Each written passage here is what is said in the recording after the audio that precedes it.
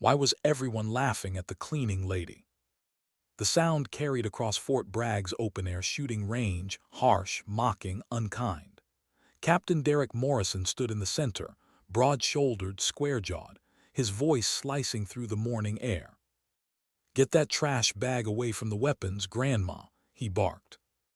The janitor froze, a small, trembling woman with streaks of gray in her hair and hands that quivered as she gripped her mop. Her name was Raven Thorne, though no one there cared to remember it. 48 years old, face weathered by sun and time, wearing the faded gray uniform of a civilian cleaner. To the men in camouflage, she was invisible until she was. Morrison stepped forward, irritation twisting his face. "I said move." His hand shot out, rough and impatient, catching her wrist. Her sleeve slid up, revealing a tattoo. The laughter faltered for just a second. A black serpent eating its own tail, coiled around a five-pointed star.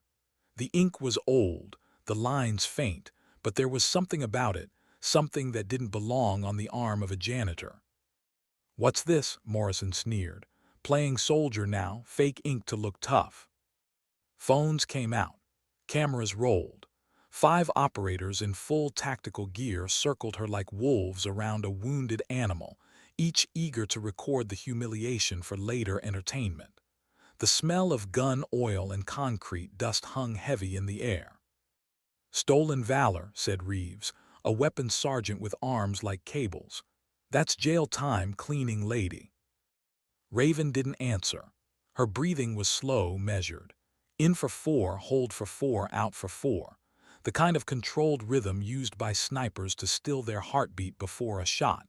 But no one noticed except Major Amanda Chen. Chen stood a few steps back, arms crossed, observing. 5 years with Delta, 3 combat deployments. Her instincts were whispering something wasn't right. Raven finally spoke, her voice soft but oddly steady. "One shot," she said. "I'll take 1 shot, then you leave me alone." The laughter came back, louder this time. Morrison grinned, eager for the spectacle. "Sure thing, Grandma. Show us your warrior skills." He gestured toward the weapons rack. The morning light gleamed off steel barrels and scopes. Behind him, the younger operators snickered, streaming the moment to social media. Jessica Hayes, the unit's intelligence specialist, immaculate ponytail, perfect tactical makeup, already had her phone angled for the best view. "Oh, this is perfect," she said. "Fake tattoo, fake tough talk, this'll blow up online." Raven's hands trembled more as she bent to pick up her scattered cleaning supplies. The mop bucket wobbled, the sound of sloshing water oddly out of place among the clatter of rifles. But Chen's eyes caught something strange. One of Raven's cloths, soft gray microfiber, the kind used not for janitorial work, but for precision rifle cleaning. "Pick it up," Morrison ordered, pointing. "Then get out of here. This area's for qualified personnel." Raven obeyed silently, gathering the rags one by one. She looked fragile, exhausted, her movements shaky and unsteady. It would have been easy to dismiss her, as everyone had if not for the strange precision of it all. The way her eyes swept the ground methodically. The way she knelt with her body angled so she could see every man around her without turning her head. Morrison's voice hardened. "Actually," he said, smiling cruelly, "I've got a better idea. You want to wear military tattoos, pretend you're a warrior, fine. Let's see you shoot." Reeves snorted. "This'll be good." Chen stepped forward, uneasy. "Captain, that's not necessary, she's just—" "You defending stolen valor now, Major," Morrison snapped. "You of all people should respect the uniform." Chen bit back her reply. The rank on her chest said she could stop this, but the doubt in her mind, the absurdity of what she was seeing, held her silent. After all, what were the odds that this trembling janitor had ever held a rifle in her life? Raven rose slowly, her wrist monitor emitting a faint beep. Chen noticed it, sleek, advanced, nothing like what a janitor would own. Her shirt shifted, revealing small medical adhesive patches along her arm, nerve stabilizers maybe. That detail, too, was lost on the others. "Come on," Morrison said. "Pick one, any rifle you want." The janitor hesitated. "I really should get back to work," she said softly. "Oh, she speaks," Webb the squad's loudmouth jeered. "Come on, Grandma, don't quit now. You wanted to play soldier." Morrison's tone turned dangerous. "That's an order." Raven sighed a tired, almost defeated sound and stepped toward the rack. The old M24 sniper rifle leaned against the wall, dusty and forgotten. Morrison grabbed it, holding it out like a challenge. "This one's perfect for you," he said. "Old, slow, and past its prime." Raven looked at the weapon for a long time before taking it. Her fingers brushed the metal, trembling slightly. The rifle seemed to dwarf her frame. The laughter resumed. Webb narrated to his camera like a sports announcer. "Watch closely, folks. Grandma's first time with a gun." But Chen saw what no one else did, a flicker, a momentary shift. Before Raven had adjusted her stance, before she played the part of the clumsy amateur, her hands had found the correct grip, instinctively. Muscle memory. "Safety on the other side, Grandma," Reeves called out, dripping with sarcasm. Raven nodded and flipped the switch, her fingers staying straight, never entering the trigger guard until the rifle was ready. That detail hit Chen like static. That was a trained motion, drilled behavior. The group followed Raven to the firing line. Morrison, towering beside her, guided her by the elbow as though escorting a fragile patient. The tremor in her hands made the rifle shake visibly. "This is going to be embarrassing," Webb muttered. Raven took her position. Feet too close together, shoulders off balance, every mistake a rookie could make. The men grinned, phones steady, ready for the viral humiliation. She raised the rifle, shaky, uncertain. "This is painful to watch," Hayes whispered. But Chen was no longer amused. She was staring at Raven's eyes, calm, distant, calculating. They weren't the eyes of a frightened janitor. They were the eyes of someone measuring distance, reading wind, gauging light.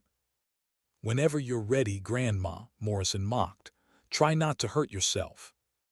Raven exhaled, slow, deliberate. She lowered the rifle slightly, listening to something only she could hear. Then she raised it again, and in that motion something changed. It was subtle. The tremor was still there, but her body moved differently, balanced, centered. Her breathing found rhythm. For one heartbeat, the janitor disappeared. In her place stood something else, something older, colder, infinitely steadier. The shot cracked like thunder. Downrange, the target jumped dead center. Silence fell. The sound of laughter evaporated into stunned stillness. Morrison's mouth opened, then closed again. Webb's camera hung limp in his hand. "Lucky shot," Morrison said, but his voice lacked conviction. Raven lowered the rifle, trembling again. "The firing pin's misaligned," she said quietly. "About 0.3 millimeters. It pulls the shot right. Most shooters compensate without realizing it." The words hit them like a slap. Reeves took the rifle, checking the action, his expression drained of color. "She's right," he whispered. "She's absolutely right." Chen's heart thudded. Who was this woman? Morrison rallied, voice rising. "So you know a little about rifles. Big deal. Let's see you do it again, 300 meters, 5 shots. Chen opened her mouth to object, but Raven spoke first. "5 shots, she repeated softly. "Then I'll get back to cleaning." Morrison grinned. "Sure thing. If you put them all in the black, I'll clean every toilet on this base myself." "And if I do?" "Then you admit the tattoo's fake." The janitor's faint smile didn't reach her eyes. She raised the rifle again, and this time there was no act. No awkwardness, no hesitation, only stillness. Her breathing became almost musical. Inhale, hold, exhale. The tremor still came, but she used it, waiting for the tiny still point between each shake. Bang! Bang! Bang, bang, bang. 5 perfect shots. The electronic target display blinked, registering impact. Chen's breath caught. The shots formed a single, tight grouping, impossibly tight. Then she saw it, the shape. Not random, a deliberate letter. V. Morrison's throat worked. Impossible, he muttered. The V is for Viper, Raven said quietly, setting the rifle down. First letter of a call sign I haven't used in 15 years. The silence was absolute. Chen found her voice. Who are you? Raven looked at her, calm and unbothered. I'm the janitor, she said. Nothing more, nothing less. Then Morrison made a mistake. He reached out again, hand closing around her arm. But this time, Raven's body moved, subtle, fluid, dangerous. Her weight shifted, one foot angling for balance, her free hand rising into a defensive countergrip. The air around them changed. Her eyes went flat, predator eyes. Morrison let go instantly, stumbling back. The others froze, realizing too late that they'd been playing with something lethal. Don't touch me again, Raven said softly. Her voice was quiet, but it carried the kind of authority that didn't need to shout. Chen felt it too, the instinctive response of soldiers to command presence. Even Morrison stepped back, jaw tight, pride wounded. And then the base alarm began to wail. The alarm split the air like a scream. Red lights flashed across the range, bathing concrete and steel in pulses of warning. The shrill mechanical voice followed seconds later, cold, urgent, and terrifyingly real. Attention, active shooter alert. All personnel take cover, this is not a drill. For a heartbeat, no one moved. The operators stood frozen, the echo of Raven's last words still hanging in the air. Then training kicked in. Morrison's voice cut through the chaos. Positions, Reeves cover the west, Hayes kill the live feed, Webb eyes on the ridge. The range transformed in an instant, from playground to battlefield. Chen dropped to a knee, radio already in her hand. Command, this is Delta 1. We have an active shooter situation, range 6. Shots fired. Static, then overlapping voices. Too many, too chaotic, no clear picture. Copy that, multiple reports. Possible sniper, east sector. Raven didn't move. She just stood there, calm amid the panic, her head tilted slightly. It looked at first glance like confusion, but Chen saw something else. She was listening. Another shot cracked across the open field. A burst of dust exploded inches from Morrison's shoulder. He dove behind the barrier, adrenaline spiking. What the hell? Down, Chen shouted. 2 more shots came, spaced precisely, methodical, deliberate. Whoever was out there wasn't panicking. He was hunting. Raven spoke then, her voice oddly quiet yet cutting through the chaos. Northwest, 1,200 meters. Elevated position, either the water tower or scaffolding at Building 7. Morrison blinked. How the hell could you possibly? The next round hit exactly where his head had been a second earlier. If he hadn't turned toward her to argue, he would have died. Confirmed, Chen gasped, eyes wide. That's our shooter. Raven's voice stayed eerily calm. He's not random, he's trained. Morrison grabbed his rifle, motioning to the others.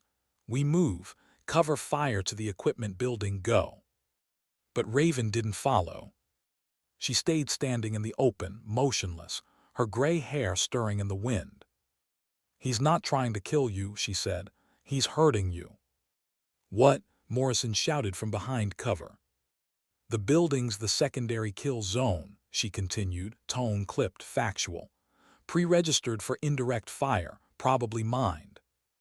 Webb cursed, you can't know that. Raven's answer was simple, I can. Another bullet hissed by, chewing into concrete a foot from her shoulder. She didn't even flinch. Get down, Chen yelled again. You'll be killed. But Raven was already moving not toward cover, but toward the weapons rack. Her tremor made the motion look awkward, almost fragile. Yet her every step was deliberate, timed with the rhythm of the sniper's fire. 2 shots, a pause, move. 2 shots, another pause, move again. It was like watching someone walk through a thunderstorm, stepping precisely between the lightning strikes. She reached the rack, her trembling fingers brushing past assault rifles and carbines until they found the weapon she wanted, the Barrett .50 caliber sniper rifle. The massive gun looked absurd in her small hands, yet she handled it with practiced ease, locking the bipod, chambering a round. "You can't be serious," Morrison said, peering from behind a barrier. "That's a 2-man weapon." Raven didn't answer. She was already calculating, adjusting for wind, distance, humidity. Her trembling hand slid the bolt forward, the movement somehow steady despite the shakes. Her breathing slowed, her pulse settled. "Range?" she asked. Chen swallowed. 1200, maybe 1250. "Wind?" 5 knots west, gusting to 8. "Understood." She dropped prone, aligning her body behind the rifle. The sight's lens caught the sunlight, flashing like an unblinking eye. Around her, bullets kicked up dust and stone, but she was somewhere else now. A world of angles and numbers, a rhythm only she knew. Morrison watched, wide-eyed. What the hell is she? Chen silenced him with a gesture. "Watch." Through the Barrett's high-powered scope, Raven could see the shooter. A silhouette just visible against the pale morning sky, high up on the scaffolding near Building 7. His position was excellent. He had fields of fire in 3 directions and multiple escape routes.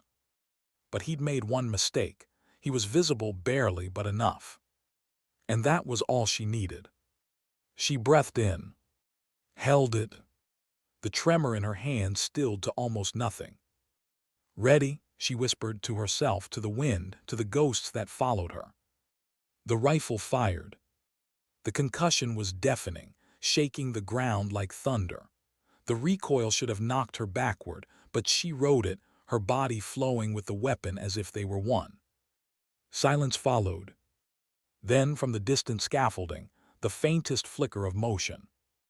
The sniper toppled backward, lifeless, his rifle clattering against the steel. 3 seconds later, the base intercom crackled.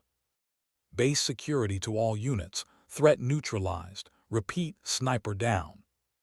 The only sound left was the ringing in their ears. Morrison slowly emerged from cover, disbelief written across his face. Reeves lowered his weapon. Hayes stood frozen, her phone hanging useless at her side. Raven rose, calm, precise. She safed the Barrett, ejecting the chambered round and setting it down like an old friend. Her tremor had returned, faint, rhythmic, unstoppable. She didn't hide it. "How?" Morrison whispered. 1200 meters, nerve damage, wind gusts. "Elevation compensation for a descending target," Raven said matter-of-factly.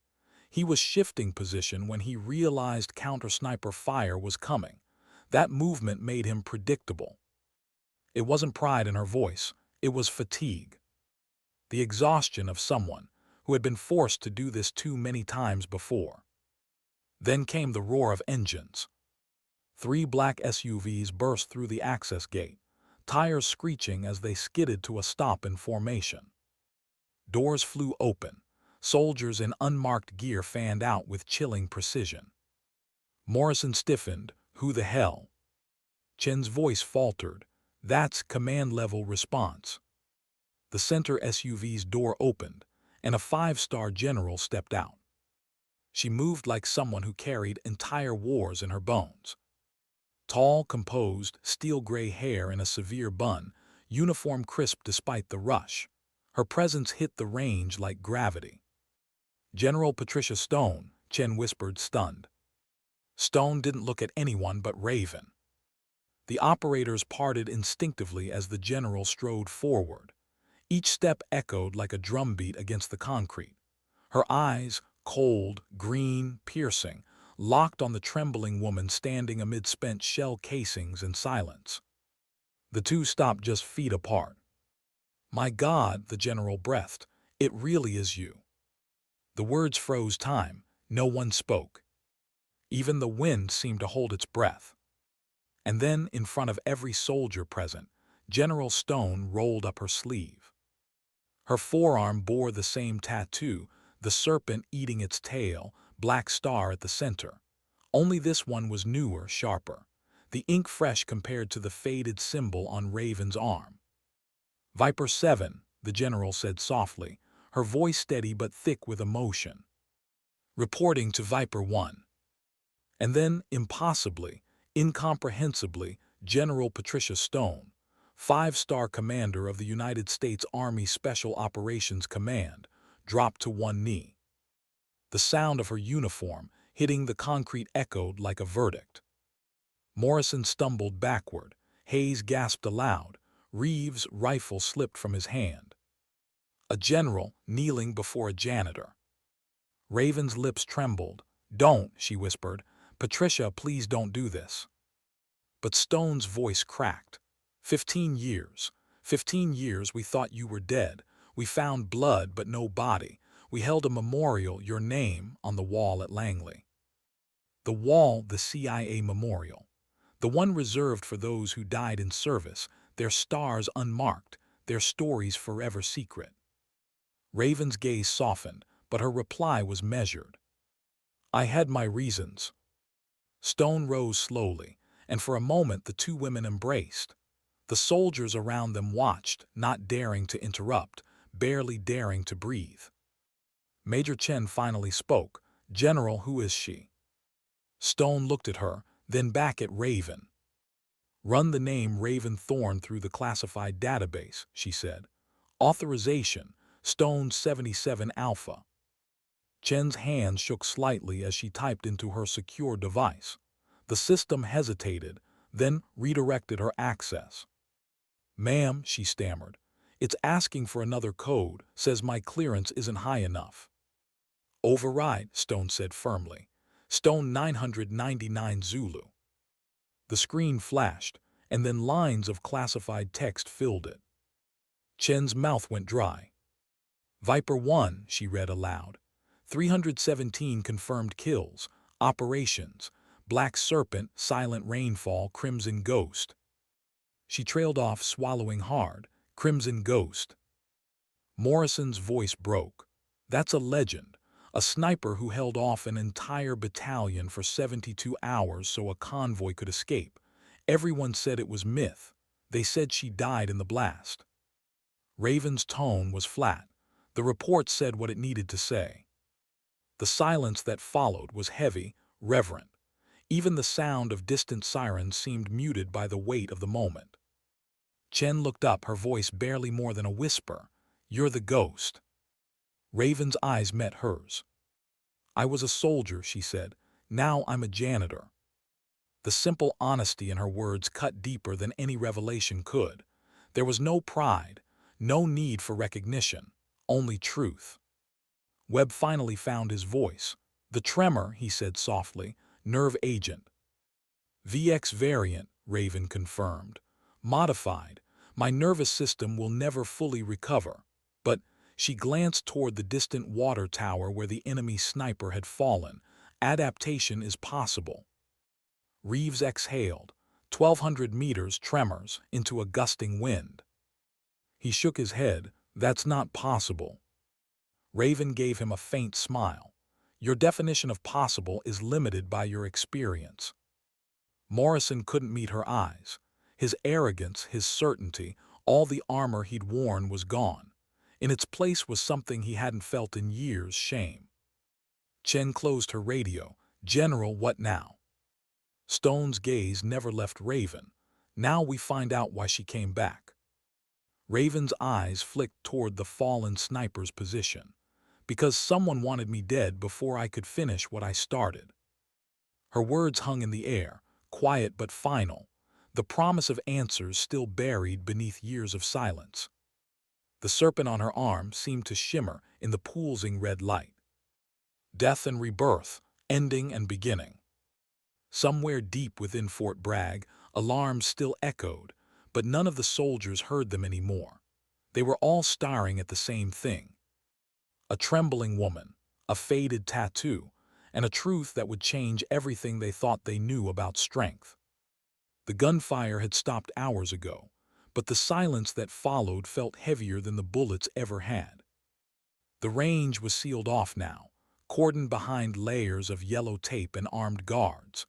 A storm of reports, questions, and orders hung in the humid air, but inside the secured tent at the edge of the concrete, the world had narrowed to a single conversation. Raven sat at a folding table, a paper cup of black coffee in front of her. Her hands trembled as she lifted it, but her eyes were steady, calm, watching, waiting. General Stone paced a few feet away, the lines on her face deeper now, carved by disbelief and guilt. Around them, monitors flickered satellite images, drone footage, comm logs. The whole base buzzed beyond the tent walls, but here, it was just truth pressing against decades of lies.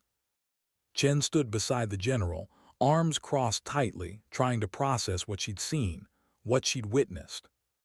A janitor, a ghost, a living legend. Stone finally stopped packing. 15 years, she said quietly. We thought you died in the Crimson Ghost operation. The reports were explicit. Raven's eyes stayed on the coffee. The reports said what they needed to. Stone's voice rose, raw emotion cracking through the discipline. We buried you, Raven, your name etched into the memorial wall, your team. Her voice caught, we mourned you. I know, Raven said softly, I was there. That stopped them both cold.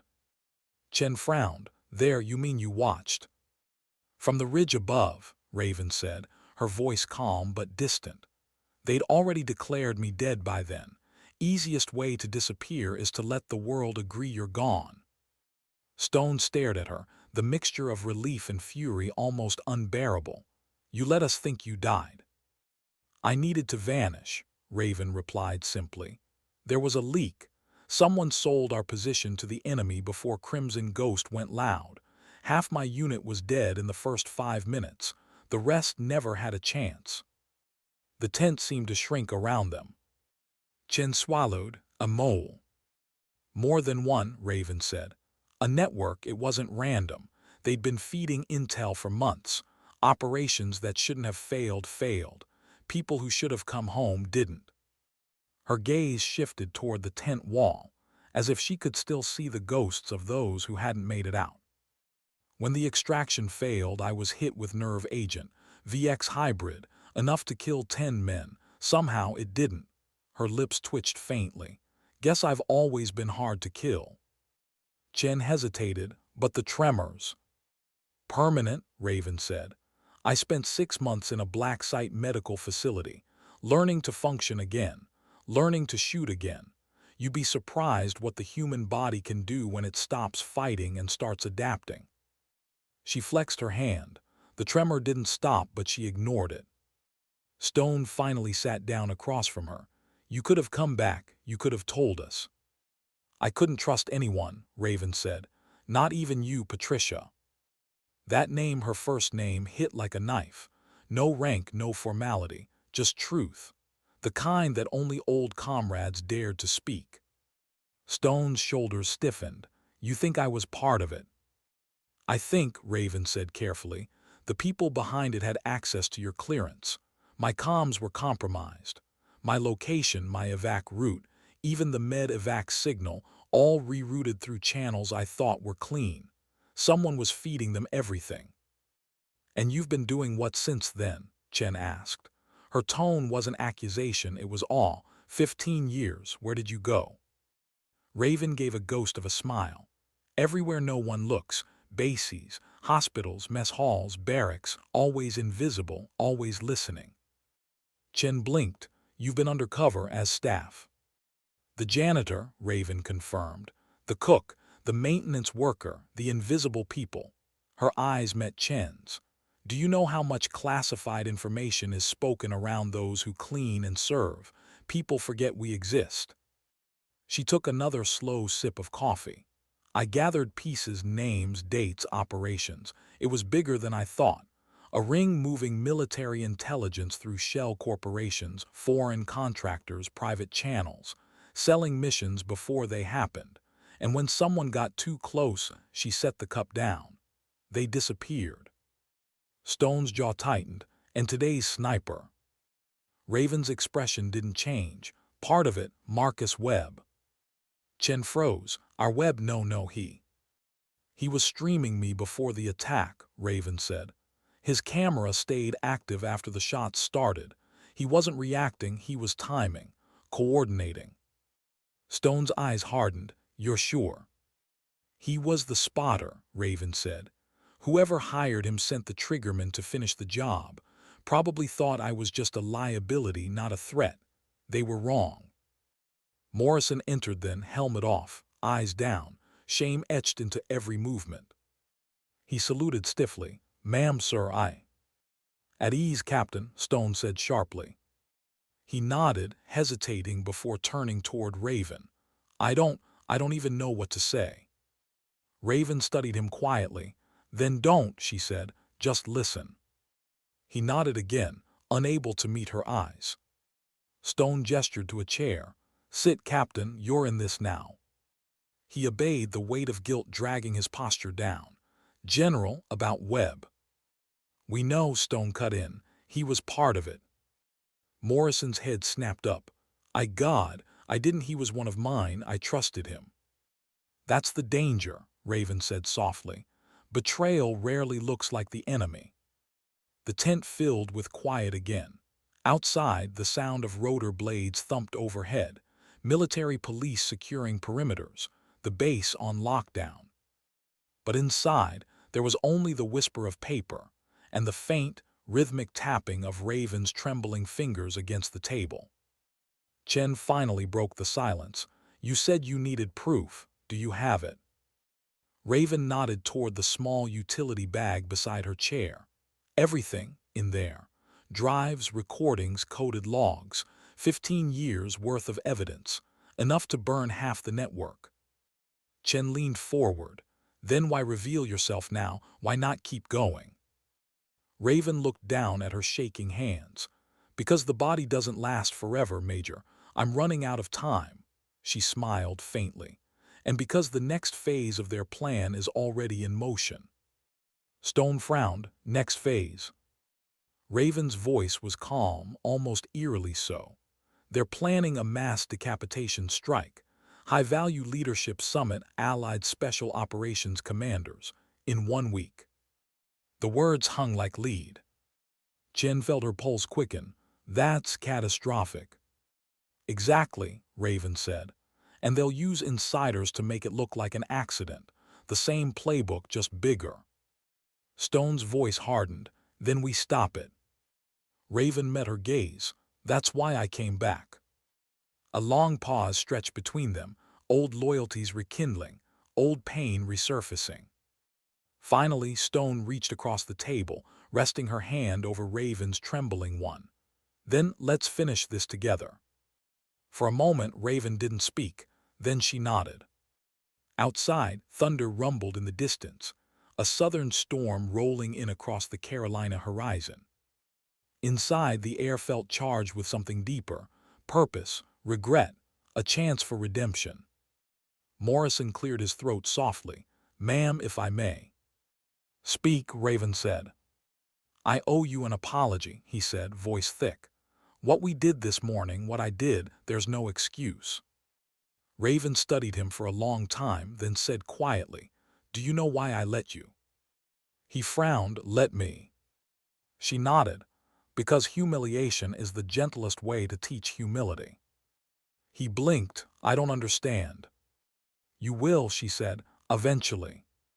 Stone stood, pulling her uniform straight. We'll move you to a safe house for the night, then tomorrow. No, Raven interrupted. I'm staying here. Out of the question, Stone snapped. You're a target. I've been a target for 15 years, Raven said. But there are still 2 of them on this base. If I vanish, they'll vanish too. If I stay, they'll act, and when they do, I'll be ready. Stone looked at her, truly looked. The gray hair, the tremor, the exhaustion etched into every line of her face. And beneath all of that, steel. You're still hunting, she said softly. Always, Raven replied. For a long moment, the two women just stood there, soldier to soldier, equal in a way no rank could quantify. Then Stone gave a single, resigned nod.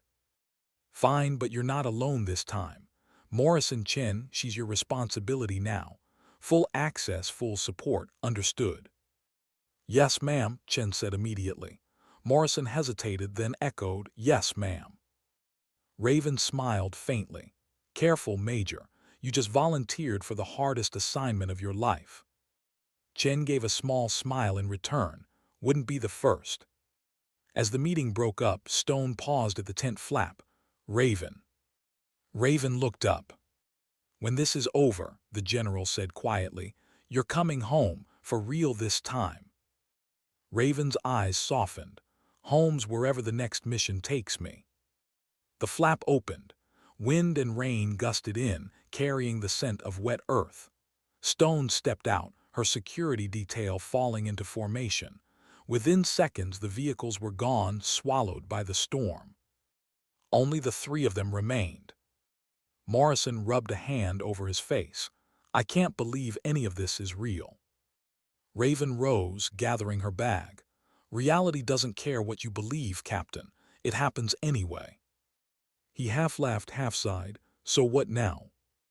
Now, Raven said, slinging the bag over her shoulder, we clean up. Chen frowned, clean up. Raven nodded toward the range beyond the tent. Literally, people talk when they think they're being ignored. Let's see who's still watching. She pushed aside the tent flap and stepped back into the rain. Lightning flashed, illuminating her silhouette, small, shaking, yet somehow unyielding. The mop handle she picked up wasn't just for cleaning anymore. It was a cover, a symbol, a weapon disguised as weakness. Chen watched her go, all rising in her chest. I've served with legends, she murmured, almost to herself, but I've never seen anyone like her. Morrison followed her gaze. Neither have I. Outside, the rain washed blood and dust from the range. It couldn't wash away what they'd seen, or what they now knew. Somewhere in the distance, thunder rolled again, the sound of another storm building, both in the sky and in the shadows of the military world. And beneath it all, Raven Thorn moved through the downpour like a ghost among mortals. Still trembling, still unseen, still hunting. Rain always helped her think. It muffled sound, softened edges, blurred the line between watcher and watched. By the time dusk settled over Fort Bragg, Raven Thorn had already become what she'd always been best at, invisible. She moved through the corridors with her mop bucket and cart, same uniform, same trembling hands. No one stopped her, no one looked twice. To them she was background noise, the woman who wiped their footprints off the floor. But to Raven, every reflection on the wet tiles was a camera angle, every hallway a firing lane. The world had turned noisy again. MPs shouting orders, radios crackling, boots splashing through puddles. Yet beneath it all, she could hear the deeper rhythm of deceit. She learned to listen for it. A whispered phrase, a hurried step, a door that closed too quietly. Inside the operations building, Morrison and Major Chen watched her from the monitoring room. Through the security feeds, she appeared almost fragile, pushing the bucket down a dim corridor lined with weapons lockers. She shouldn't be alone, Morrison muttered. She's not alone, Chen replied. Every camera on base is watching her. Then, almost to herself, and still, I don't think any of us could keep up if something happens. Morrison exhaled. That's what scares me. Down on the floor, Raven stopped outside an equipment bay. The door was half open, a sliver of light cutting through the dark. She knocked once softly, habit politeness, and stepped inside. Two maintenance men looked up from a tool bench. Both wore base-issued coveralls. Both froze when they saw her. Evening, Raven said. Her tone was mild, the kind used by people who expect to be ignored. Got a request to clean in here. Spilled solvent. One of them, tall, blonde, with nervous hands, nodded too quickly. We're fine, ma'am, no spill. Strange, Raven murmured. Dispatch said chemical residue north corner. She gestured toward the far wall, where a small metal cabinet stood partly ajar. Inside, the faint glint of electronics caught her eye. Her left hand trembled as she adjusted her grip on the mop. Her right thumb brushed the trigger pad of the stun device concealed beneath the handle. Mind if I check? She asked. The tall man hesitated. The other, a dark-haired tech with eyes too sharp for a janitor's notice, tensed ever so slightly. Raven's heartbeat slowed. The pattern was unmistakable, weight shifting to the balls of the feet, right hand hovering near the waist. Not maintenance workers, operators. Don't move, she said quietly. The blond man sneered. You're joking, right? You think we're afraid of? The mop handle cracked across his wrist before he finished the sentence.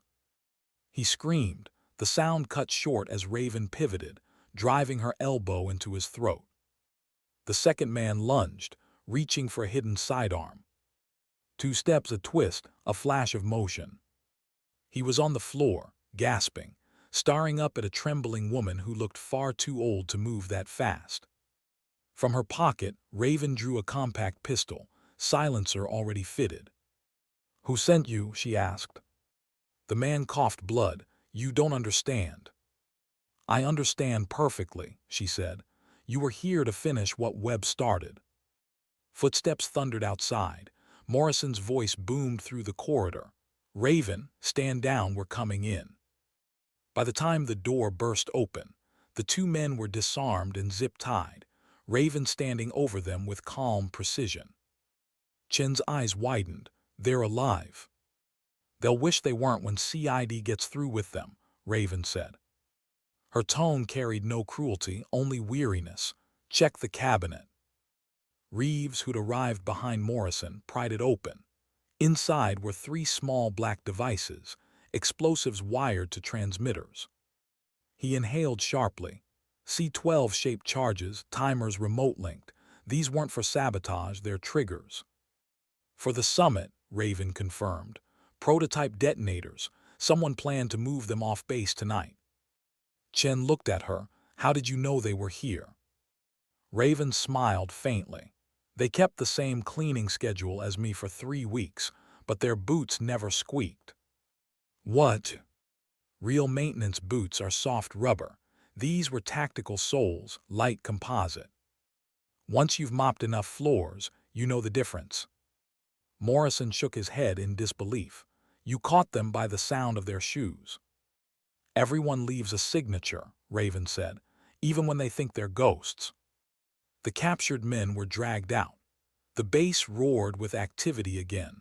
Alarms, radio calls, vehicles mobilizing. But Raven simply returned to her cart, dipping the mop into the bucket as if nothing had happened. Chen followed her outside.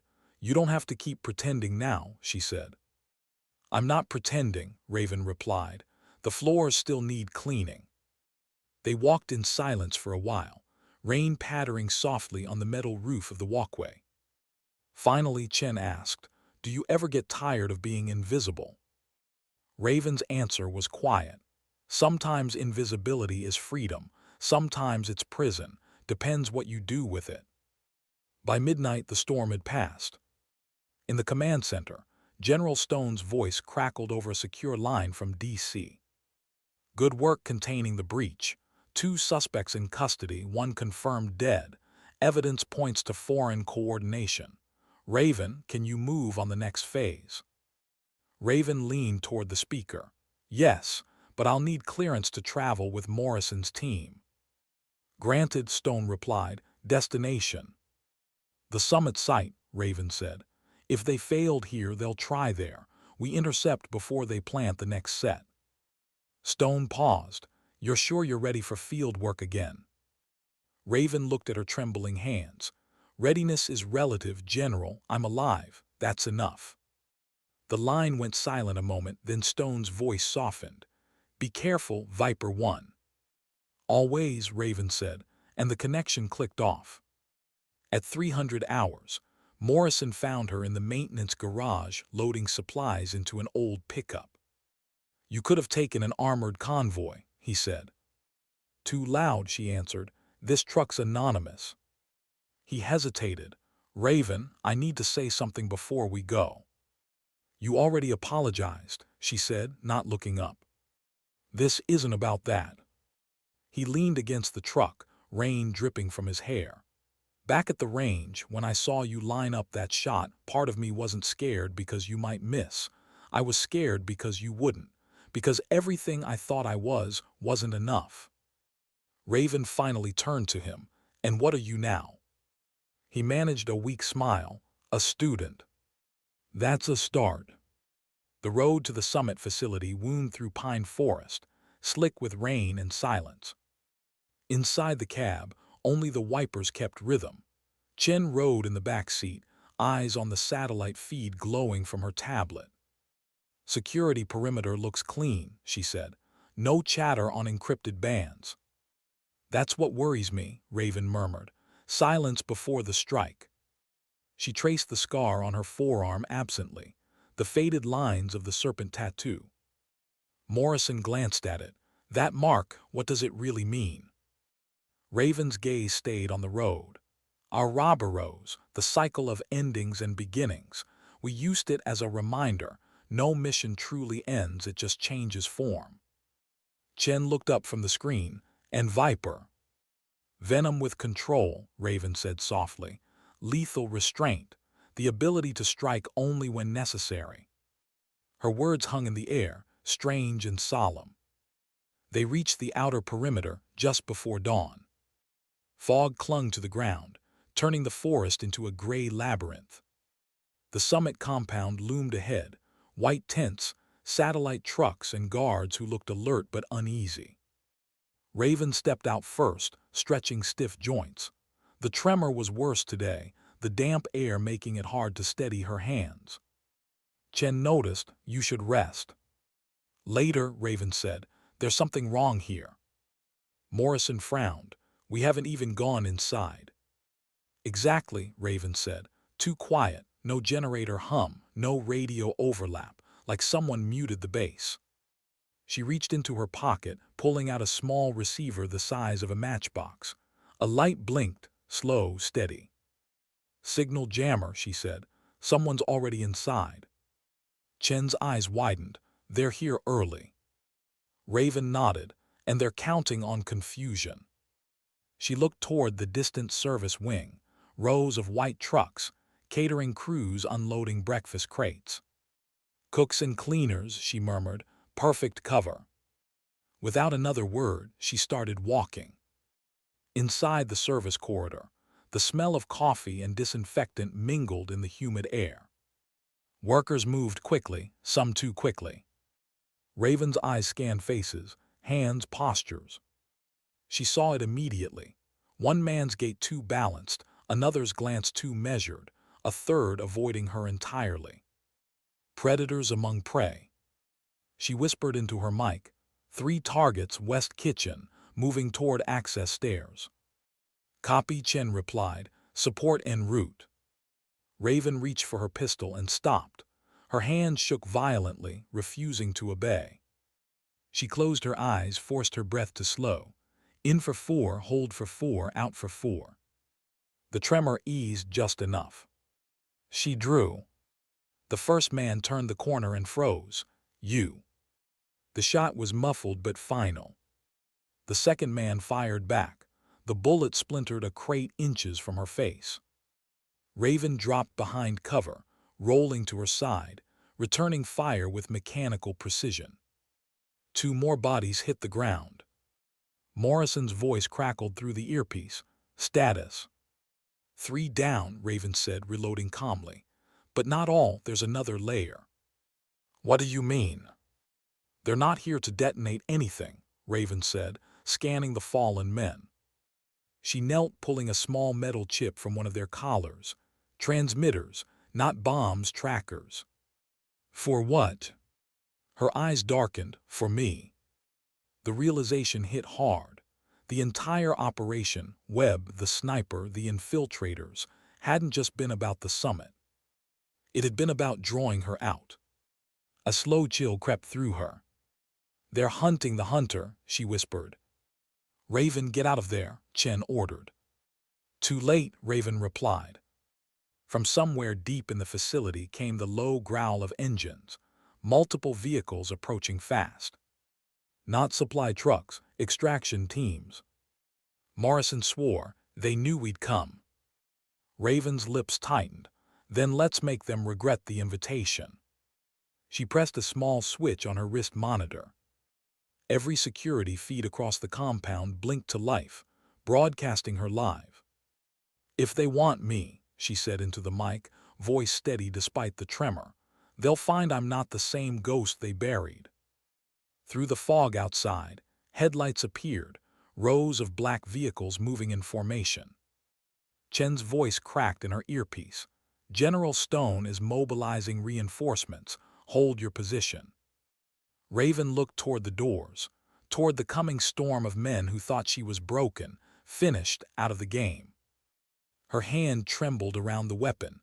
Her heartbeat slowed. "Hold position," she whispered to herself. "No, we move forward." And with that, she stepped out of the shadows once more, gray uniform soaked in sweat and rain, shaking hands steadying on the grip of her weapon, walking straight toward the next battle no one saw coming. The forest was still when the first bullet broke it. A sharp crack, then another. Then the world dissolved into chaos. "Contact south perimeter," Morrison's voice tore through the comms. Gunfire erupted across the compound, echoing through steel and concrete. Raven crouched behind a generator, heart hammering in sync with the rhythmic pop of suppressed rounds. The fog turned violent with motion, silhouettes darting between vehicles, muzzle flashes cutting through the gray. These weren't amateurs. Their formations were tight, professional. No insignias, no hesitation.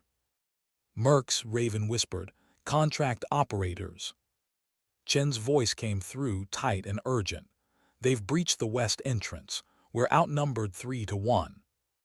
Raven's response was calm, almost too calm.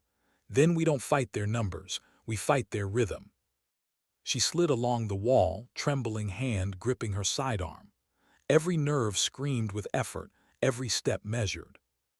Pain burned through her shoulder where shrapnel had grazed her minutes before, but she pushed through it. Pain was familiar. Pain meant she was still alive. She reached the service bay, peered around the corner, then froze. 3 hostiles, moving in tandem, searching. She exhaled slowly, raised her pistol. 1 shot. A second. A third. Each fell before they saw her. She reloaded, her hand shaking as she slammed the magazine home. "Still think I'm dead," she murmured. "Let's keep it that way." Across the compound, Morrison and Chen were pinned down behind a steel crate. Bullets tore through the walls, showering them with fragments. "Where the hell are reinforcements?" Morrison shouted. 2 minutes out, Chen said, ducking. "That's a long time." He looked toward the comm feed. "Where, Raven?" Static, then her voice, low and steady. "Behind them." Morrison blinked. "Behind." Before he could finish, 3 gunmen near their position dropped, one after another. The sudden silence that followed was almost eerie. Raven stepped through the smoke, limping, pale but unbroken. "Flank secure," she said, voice rasping. "They're not here for you." Chen frowned. "What do you mean?" "They're here for him," Raven said, glancing toward the control station where one man sat bound, his hands zip-tied, one of the captured infiltrators from Fort Bragg. A shot rang out, striking the wall inches from the prisoner's head. Raven dropped instinctively, scanning the tree line. "Sniper," she shouted, "roofline east side." Chen dove for cover, Morrison cursed. "They're trying to silence their own man." Raven pressed her back against the wall, rainwater dripping down her face. Her breath came in shallow bursts. Not from fear, but from recognition. That firing pattern, those intervals. Too familiar. She shut her eyes, listening again. 2 seconds fire, 2 seconds fire. A rhythm she'd known once before, in the mountains, 15 years ago. Back when her team died. No, she whispered, it can't be. Morrison noticed her expression. Raven, what is it? Her reply came hollow. The shooter, it's not a merc, it's one of ours. The sniper's next shot shattered the floodlight above them, plunging half the compound into shadow. Raven slid behind a truck, her mind racing.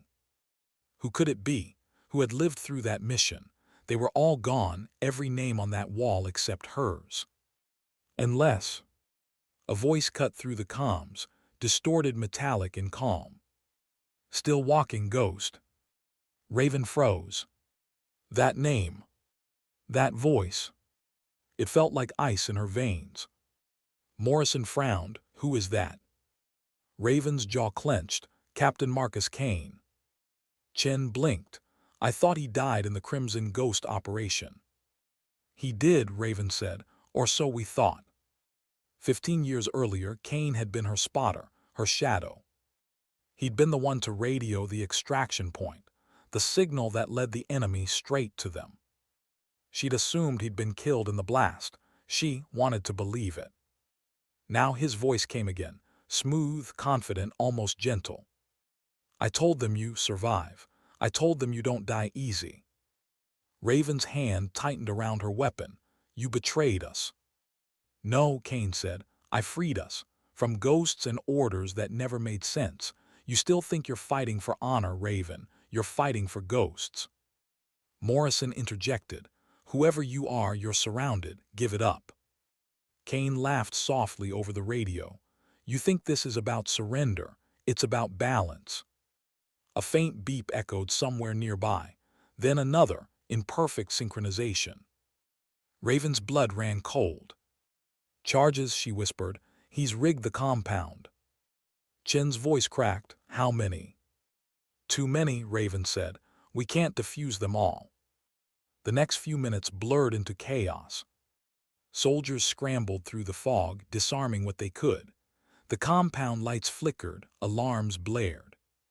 Through it all, Raven moved like a ghost among them, limping, steadying herself on walls, following the sound of Kane's voice that occasionally broke through the static. 15 years, he said softly. I watched the world forget us. You hide with your mop and bucket. I built something new, something that matters. Raven ducked into a control room, her gun raised. Murder doesn't matter, Kane. Depends on who's keeping score.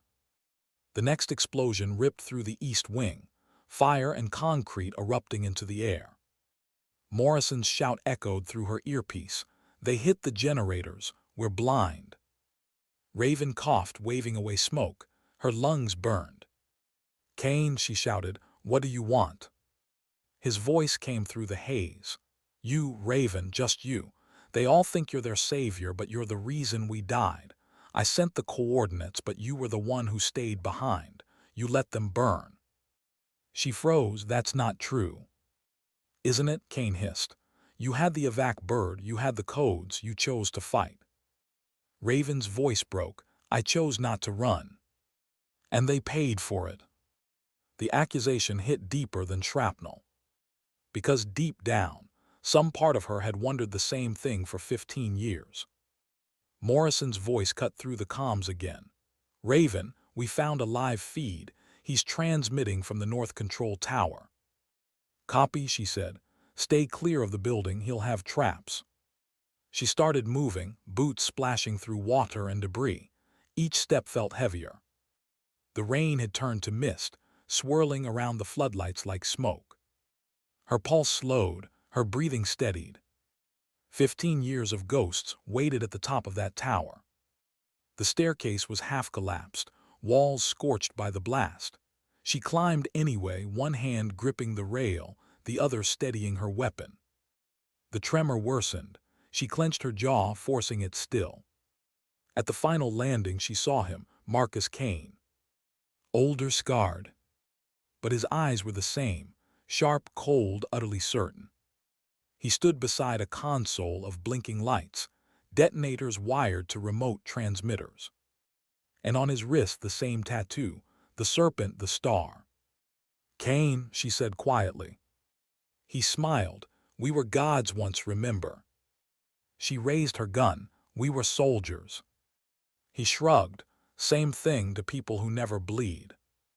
Lightning flashed outside, illuminating his face, half shadow, half regret. "You should have stayed dead, Raven," he said. "The world liked you better that way." "Maybe," she said, "but ghosts have unfinished business." He tilted his head. "So do I." He pressed the trigger. The explosion rocked the tower. Flames burst through the windows, glass raining down like shards of light. Raven dove, tackling Cain as the blast wave hit. Both crashed to the floor amid fire and metal. Smoke filled the air. She felt the heat biting at her skin, the sting of debris slicing her arm. Cain coughed, laughing weakly. "Still think you can save them?" She rolled off him, dragging herself upright. "Not them, you." He stared at her, confused. Then he looked down and saw the live detonator still clutched in his hand, its trigger light blinking. She held the cut wire between her fingers, trembling but unbroken. "I disconnected it when you looked at me." He laughed again, bitter this time, always 2 steps ahead. Raven's voice softened. "You weren't always like this." He coughed blood. "We were betrayed, Raven. You know it. I just stopped pretending it mattered who sold us out." She knelt beside him, her own hands shaking uncontrollably now. "You became what we fought." "And you became a ghost," he whispered. "Which of us is worse?" She didn't answer. Outside, sirens wailed. The sound of approaching choppers grew louder. Raven looked at him, her old comrade, her betrayer, and saw not a monster, but a man hollowed out by the same pain she carried. He smiled faintly. "Guess we both found our truths." And then he was still. Raven sat there in the smoke, the rain blowing through the shattered glass. Her trembling hand reached to close his eyes. For a moment, she let herself breathe. Morrison's voice came faintly through her comms. "Raven, do you copy?" She exhaled, "Tower secure." "Is he?" "Yes," she said quietly. "He's gone." A pause, the summit. "Safe," she whispered, "for now." When she emerged from the wreckage, dawn had begun to break through the smoke. The sky was soft gray, the rain lighter, almost cleansing. Chen met her halfway, covered in soot and sweat. "Are you okay?" Chen asked. Raven looked at her hands, shaking uncontrollably now. "Depends on your definition." Morrison stepped forward, eyes filled with something like awe. "You stopped him." Raven shook her head. "No, he stopped himself. I just gave him a reason." Chen frowned. "What reason?" Raven's gaze drifted toward the horizon, to remember what he used to be. They stood there in silence as the wind shifted, carrying away the smoke. The compound was a mess of chaos and ruin, but it was alive. And for the first time in years, Raven felt something close to peace, fragile, fleeting, but real. Still deep inside, she knew it wasn't over. Cain hadn't worked alone. The serpent had more heads. That night back at the safe house, she stared at the small mirror over the sink. Her reflection looked older than she remembered, lines of fatigue, eyes shadowed by loss. But behind that, something else remained: strength, purpose, the faint pulse of survival. Chen's voice called from the other room. "Raven, General Stone on the line." Raven took one last look at herself before turning away. "Tell her I'll call back," she said. "There's still someone out there who thinks I'm dead." She picked up her jacket, slipped her pistol into the holster, and stepped out into the night. The tremor was still there, her body weak and scarred, but her will, her heart, was steady as ever. Somewhere the serpent was still moving, and Raven Thorn was still hunting. The city looked nothing like war, and yet Raven could feel the battlefield pulsing beneath its calm surface. Washington, D.C. at dawn, quiet streets, empty cafes, flagpoles clinking in the morning wind. But under the marble and steel, something rotten breathed. She moved through it like a shadow. Plain clothes, dark glasses, a slow, careful walk that matched her limp. To the world, she was another middle-aged woman heading to work, invisible in her ordinariness. To herself, she was walking into the lion's den. The files she'd pulled from Kane's detonator logs had led her here, to the heart of the capital, to a name she hadn't dared speak in 15 years. Elias Ward, former Deputy Director of Operations. Her handler, her mentor. The man who'd sent her team to die. The small cafe on M Street was half empty. Raven sat in the back corner, sipping coffee that tasted like metal and ghosts. Her left hand shook as she held the cup. She set it down carefully, letting her gaze wander over the patrons. A young couple whispering at the counter. An old man reading a paper. And near the window, him. Elias Ward hadn't aged the way she expected. His hair was silver now, his frame leaner, but his posture hadn't changed. That same quiet authority, the same calm arrogance of a man who thought he'd shaped the world correctly. He didn't look up when she approached. Didn't flinch when she sat across from him. "I was wondering when you'd stop hiding," he said, without looking at her. "Raven Thorne, the woman who refuses to die." Her voice was steady. "You sold us out." He smiled faintly. "You're going to have to be more specific. I've made a lot of difficult decisions in my career." Her hand twitched toward her coat, then stopped. "Crimson Ghost, the leak came from your clearance. You sent us in blind." Ward finally looked up. His eyes were pale, almost colorless. "You always were good at pattern recognition," he said, "but poor at politics." Raven leaned forward. "You murdered 9 soldiers." "I preserved 9,000, Ward said simply. "Your mission was already compromised. You were meant to die clean, martyrs, not liabilities." Her throat tightened. "You don't get to call it clean. You left us to burn." He sighed. "History forgets details, it remembers outcomes. And you're an inconvenient detail, Raven. You should have stayed buried." The calm in his voice chilled her more than any weapon could. Outside, the rain had started again, light, patient, relentless. Raven watched droplets trace paths down the cafe window, her reflection staring back at her. "You trained me to believe in honor," she said quietly. "That's what made us different." Ward smiled without warmth. "Honor doesn't win wars, control does, and right now I control everything." He slid a small black phone across the table. "Before you left Fort Bragg, you uploaded part of your file to the network. The rest of it, the part that can actually burn this machine, is still encrypted. I want it." Raven didn't touch the phone. "You've been watching me since the day you resurfaced." He tilted his head slightly. "You were never meant to live this long, but then ghosts rarely follow protocol." Her eyes darkened. "And if I say no?" Ward's smile faded. "Then Major Chen dies first, Morrison next, General Stone after that. You know how this works." Her pulse quickened. "How do you?" "I built this system," he said.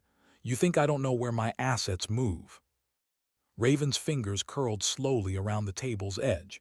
"They're not your assets." Ward shrugged. "Everyone is eventually." For a moment, neither spoke. Only the rain filled the silence, soft, steady, merciless. Then softly, Raven said, "You've mistaken silence for surrender." He frowned. "What?" She stood, the motion calm, almost gentle. "You spent 15 years underestimating what people do when you take everything from them." Ward's expression changed, a flicker of caution. "Raven." But she was already gone. By the time he rose, the chair she'd sat in was still warm, the coffee cup still trembling faintly from the echo of her departure. She disappeared into the storm again. Through alleys, under bridges, into the places cameras didn't see. Her pulse was steady now, not from calm, from purpose. By the time Ward's security detail mobilized, she was already at her next destination, a forgotten storage facility outside Arlington, where she'd kept fragments of her life that no one else knew existed. Inside, beneath a tarp and a layer of dust, sat an old steel footlocker. She knelt, brushed off the faded stencil, V1 Crimson Ghost. The lock was biometric, keyed to her old thumbprint.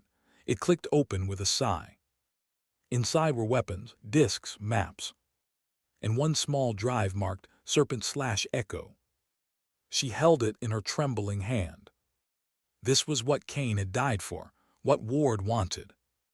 The original data logs from the Serpent network, names, transfers, bribes, and operations reaching into every branch of command. Proof that the Serpent wasn't just military, it was global. She stared at it for a long moment, her breath shallow. 15 years of silence, all leading to this. "Chen," she whispered into her encrypted mic. The reply came after a second. "Raven, where are you? We've been trying to." "Listen carefully," Raven said. "I need you to prep a secure uplink. No command channels, independent relay." "Why, what's happening?" "I'm ending this." Chen hesitated. "You found the leak." "I found the source," Raven said, "and he's not alone." 30 minutes later, she was moving again, this time through the government quarter, the drive hidden under her jacket. She could feel eyes on her even before she saw the SUV tailing her 2 blocks back. They were good, too good. But she'd survived better. She turned into a side alley, slipped between delivery trucks, ducked into a subway access door. Within seconds, the sound of engines faded, replaced by the dull hum of underground pipes. Her hand brushed the cold metal wall as she descended into the tunnels. Every echo down there felt like memory, footsteps she'd walked years ago, choices she'd never escaped. At the bottom, she keyed her comms again. "Chen status." "Link ready," Chen said. "Raven, whatever you're planning." "Back up everything," Raven said. "If I go dark, you release it all, public channels, every name." There was a pause. "Raven." "Promise me," she said. "I promise." "Good, then we finish this." The last tunnel opened into an abandoned control station, decades old, filled with dust and silence. It felt right, a place forgotten by the world. A place where ghosts came to speak. Her trembling fingers slid the drive into the terminal. Lines of encrypted data filled the cracked screen, cascades of numbers, names, mission codes. She began to decrypt. Each page that appeared was worse than the last. Senators, contractors, generals. A whole network built on selling secrets and deaths, all signed beneath the same emblem, a black serpent eating its tail. Her voice came out as a whisper. "You didn't just betray a team, you betrayed a country." "Correction," said a voice behind her. "I protected one." Raven turned. Elias Ward stood in the doorway, flanked by 2 silent men in tactical black. He stepped forward slowly, his pistol loose in one hand. "You're predictable, Raven, always returning to your ghosts." Raven didn't reach for her weapon. She just looked at him, tired, steady, unafraid. "You could have fixed it," she said. "You could have cleaned it." "I did," he said simply, "by burying it." "You buried people," she said, "not problems." Ward's expression didn't change. "You want to expose me? Go ahead, release it. Watch the entire machine collapse. You think truth rebuilds nations. It destroys them." Her voice was quiet, almost tender. "Maybe destruction is the point." He laughed softly. "You've become sentimental." "No," she said, "just honest." For a long moment, they faced each other, 2 soldiers from the same war, standing on opposite sides of what they'd once believed. Then Ward raised his weapon. Raven didn't move. Her trembling hand hovered near the keyboard, one last keystroke away from upload. Ward hesitated. You press that key and you'll burn everything, everyone. She smiled faintly. Maybe that's what honor sounds like. The shot echoed through the tunnel. Stone dust silence. For a heartbeat, Ward thought she'd fallen. But then he saw it, her hand still on the keyboard, the screen flashing, upload complete. He stepped forward, rage twisting his face. You. The second gunshot cut him off. He staggered backward, eyes wide, as Chen stepped from the shadows, her own pistol still smoking. I promised her, Chen said quietly. Ward hit the ground without another word. Raven exhaled, her body trembling uncontrollably now. Chen rushed to her side. You're bleeding. Not bad, Raven said weakly, just tired. Chen looked at the screen. It's done, it's all out, every file, every name. Raven nodded, her voice barely above a whisper. Good. Outside, sirens began to wail. The world was waking up to the truth.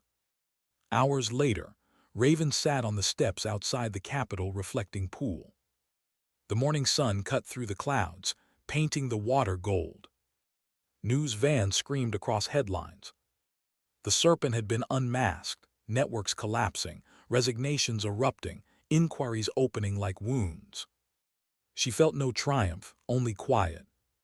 Chen joined her, handing over a cup of tea. They're calling you a whistleblower, she said.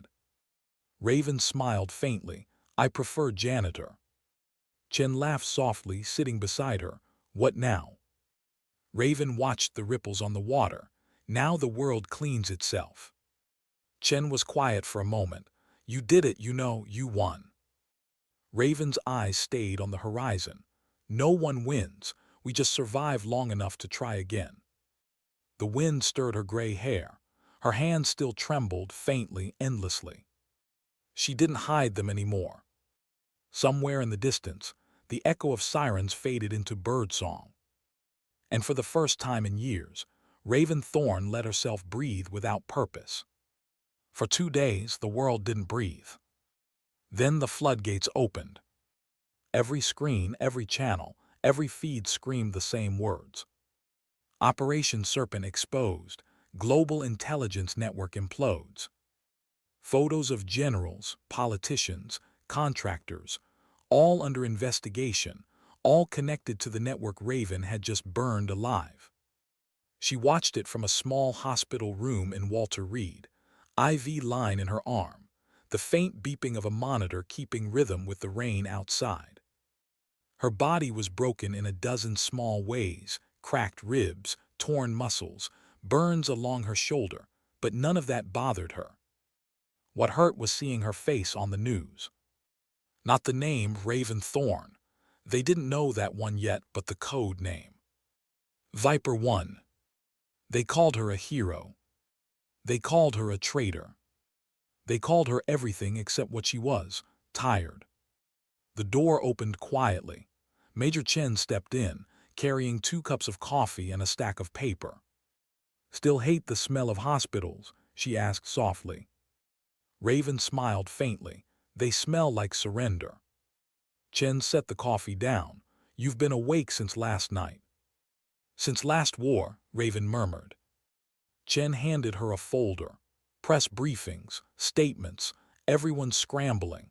Half the Pentagon's pretending they didn't know, the other half's pretending they were investigating it. And the general, Raven asked. Stone in the line of fire, Chen said. She's defending you publicly. That's making her enemies faster than we can count. Raven took a slow sip of coffee, her hand trembling slightly. She doesn't need to defend me. She thinks she does, Chen said. She said you gave the country its reflection back. Raven let that sit in silence. Then she said, reflections are dangerous. They show what people don't want to see. Outside the hospital, reporters had gathered behind fences, shouting questions no one answered. To most of them, Raven was a mystery, the nameless operative who detonated a truth bomb that reached across continents. But inside those walls, she was just another patient in a gray hoodie, staring at the rain.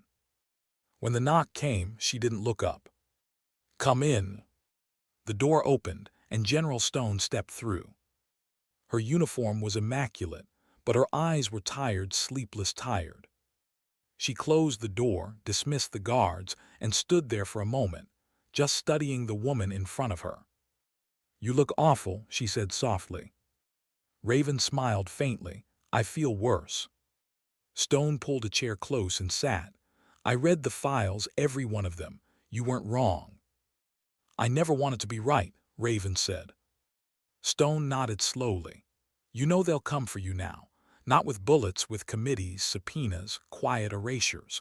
They'll build new walls and bury your name all over again. Raven's gaze stayed on the window. Let them. Stone frowned. That's it, after everything. Raven turned to her. You told me once that honor doesn't shout, it endures. I just made sure it still exists. Stone leaned forward. You could lead again, we could use you. Raven laughed softly. Use me, they already did. Then use them, Stone said. The world needs voices like yours. Raven shook her head. No, the world needs silence sometimes to listen. Stone exhaled. You always did talk like a philosopher. I had time to think while mopping floors, Raven said. For a moment they both laughed quietly, almost painfully. Then Stone's voice softened. What will you do now? Raven looked at her trembling hands. I think I'll keep cleaning. Stone blinked. You're serious? Yes, Raven said, but this time maybe I'll start with myself. That night, Raven couldn't sleep. Every time she closed her eyes, she saw them, her old team, her ghosts. Faces she'd carried for 15 years. Kane, Wyatt, Delgado, Reyes, all of them still alive in memory, waiting for her to say something she never had the courage to say. I'm sorry. She slipped quietly out of bed, unhooked the IV, and walked down the dark hallway, barefoot and unseen. Outside, the rain had stopped, replaced by fog rolling low over the city. She found a bench near the hospital garden, lit by a single flickering lamp. The air was cold enough to sting. She liked that, the way pain reminded her she was still here. Footsteps approached behind her. I figured you sneak out, Chen said, sitting beside her. You can't stay still, can you? Raven smirked. Habit. They sat in silence for a while, watching the fog drift across the streetlights. Then Chen asked, do you regret it? Raven didn't answer immediately. No, she said finally, but I grieve it. For what? For the part of me that believed we could stay clean. Chen looked at her. You did the right thing. Raven nodded. Right doesn't mean painless. By morning the storm had passed completely. The air was sharp, almost too bright. General Stone arrived again, not in uniform this time, civilian clothes. She brought news. The president's ordered a closed hearing, she said. They'll want your statement. Raven smiled faintly. About what? The truth's already public. Stone hesitated. They want a controlled version, something they can digest. Then they'll choke on it, Raven said. Raven. No, she said quietly.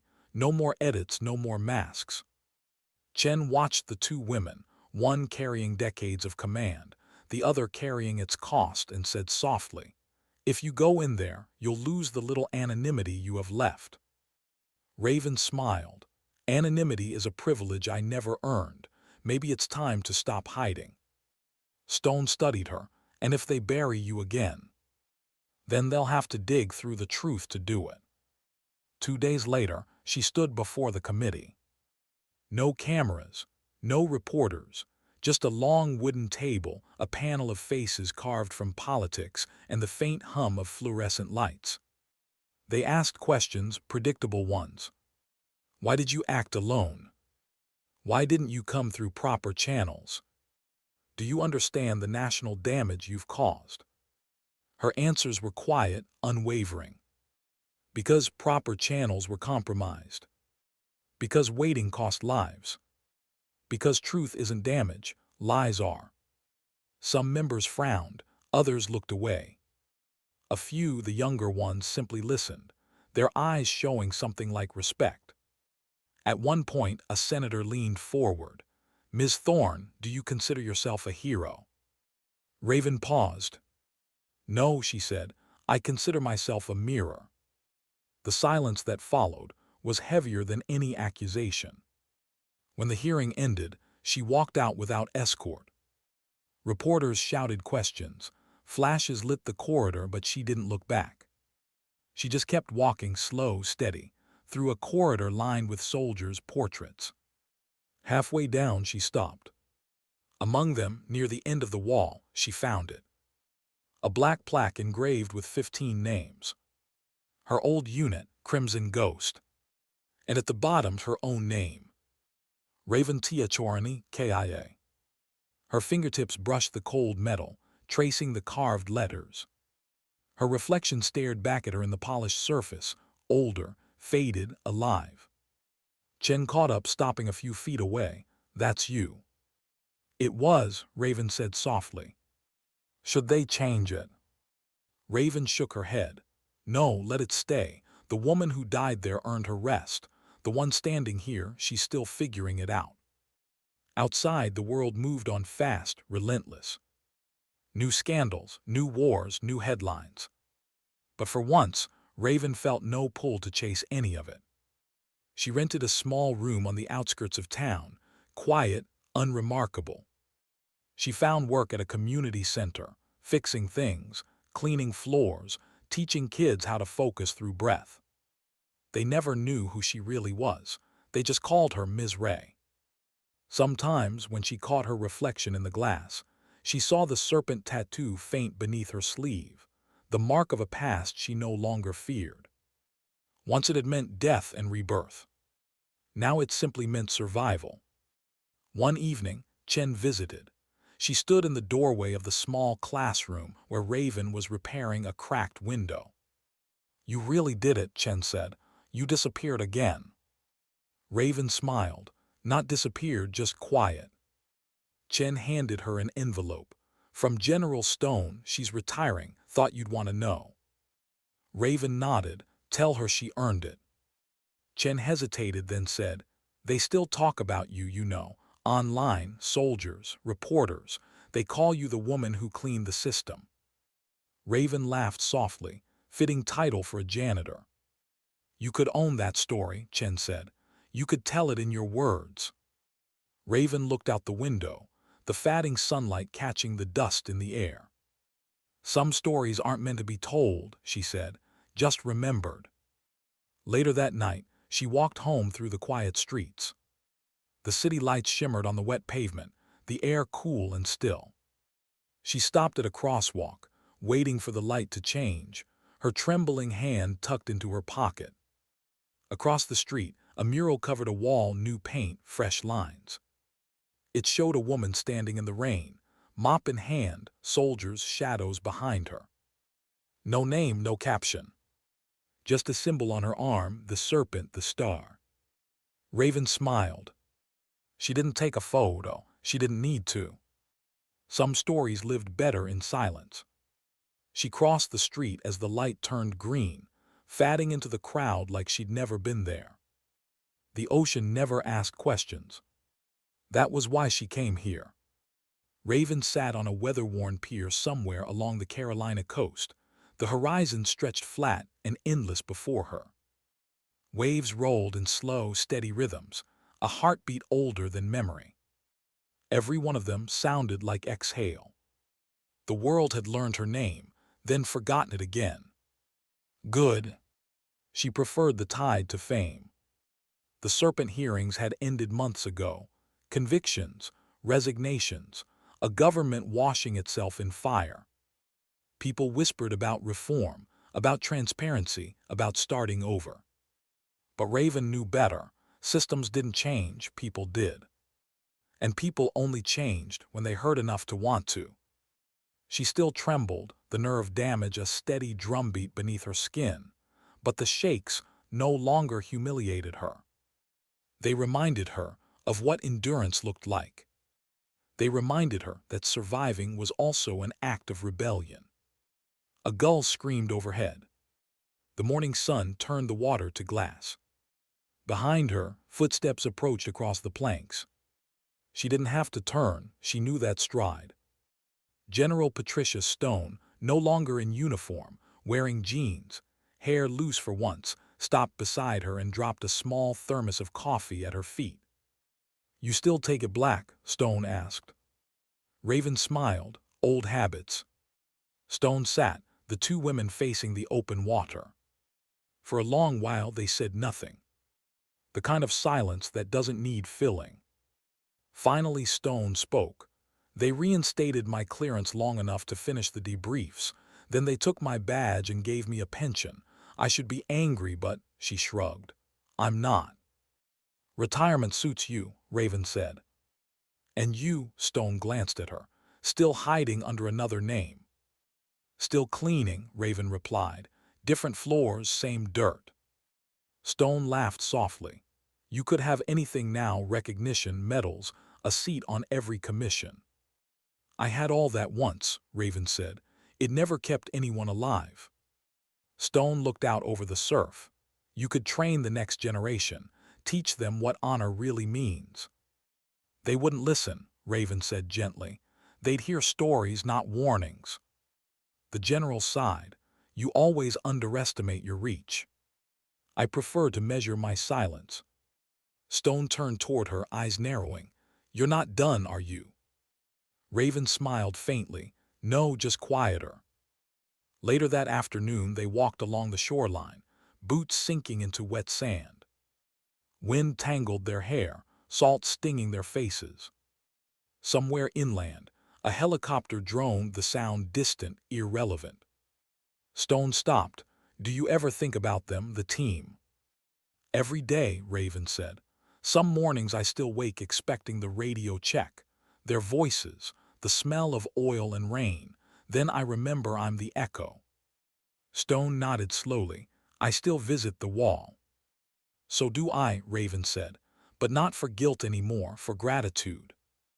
They stood there together, two veterans of different kinds of war, letting the tide erase their footprints. "You know," Stone said, "you gave them back their stories. Every soldier who thought the system would never see them, you proved otherwise." Raven shook her head. "I didn't prove anything. I just refused to lie quietly."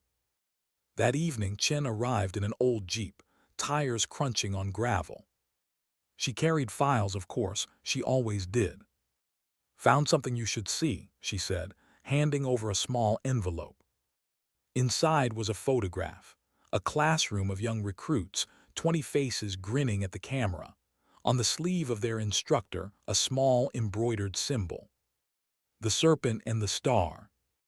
"They made it the emblem for ethics training," Chen said. "They call it the Viper Standard. Every cadet learns what it means." Raven traced the photo with a trembling finger. "They turned it into doctrine." "Into reminder," Chen said. "That loyalty isn't obedience. That silence isn't virtue." Raven laughed softly. "That might be the first miracle I believe in." Chen looked at her closely. "You never take credit for anything, do you?" Raven's smile faded. "Credit is for people who need to be seen. I just needed to be heard once." As night fell, they built a small fire near the dunes.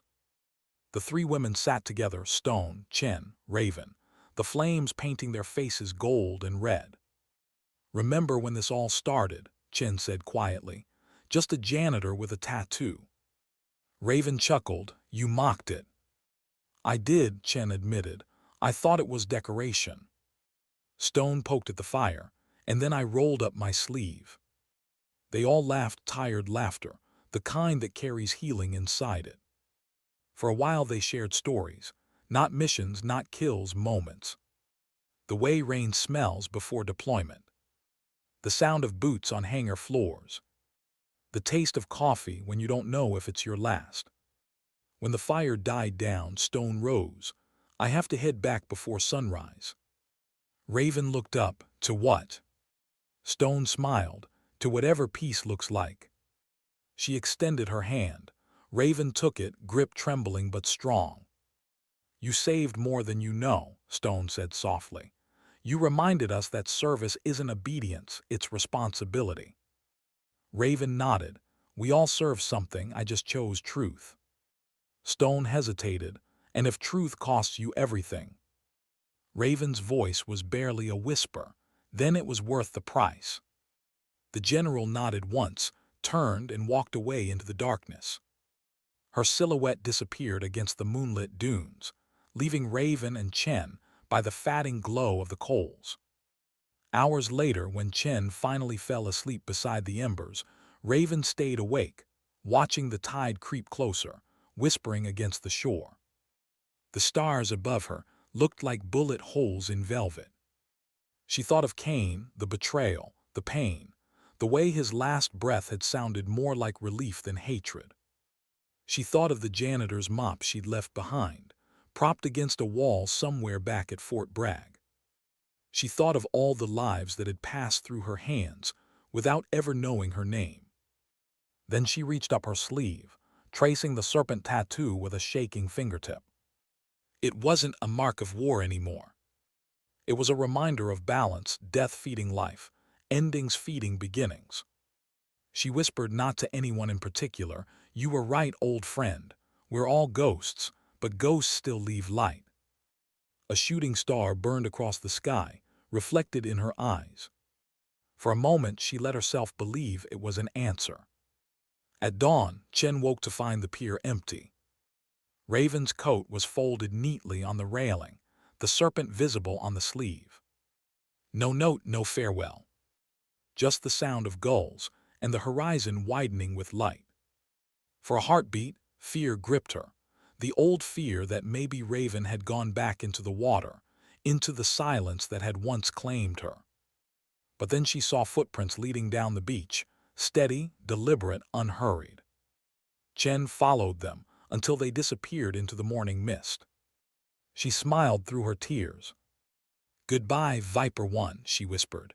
Wherever you go, the world's a little cleaner. Weeks later, a letter arrived at General Stone's farmhouse. No return address. Just a single sheet of paper inside, handwritten in the precise, looping script she knew by heart. Patricia, if you're reading this, it means I've finally kept a promise to stop fighting ghosts and start living among the living. Tell Chen I'm somewhere quiet. Tell her not to look. The truth belongs to everyone now. It doesn't need a guardian. If the world asks where I went, tell them I'm still cleaning. With respect. Raven. Stone folded the letter carefully, eyes glistening. She looked out the window toward the hills where morning fog curled like smoke and whispered, Rest easy, old friend. Months passed. Somewhere in a small coastal town, a woman named Ray volunteered at a library. She cataloged books, repaired shelves, helped veterans fill out forms. Her hands still shook, but no one seemed to mind. Children liked her calm voice, the way she paused before every answer, as if measuring truth like breath. Sometimes visitors noticed a faded mark on her forearm, half hidden beneath her sleeve. When asked, she'd smile and say, Old story. And that was all. One evening, she closed the library late. Outside, rain returned soft, rhythmic. She locked the door, tilted her face to the sky, and let the water fall. Across the street, a soldier in civilian clothes held the door for an elderly woman.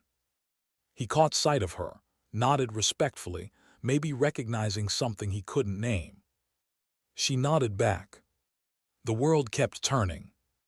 Raven Thorn, Viper One, the ghost, the janitor, walked down the quiet street, her reflection rippling in every puddle.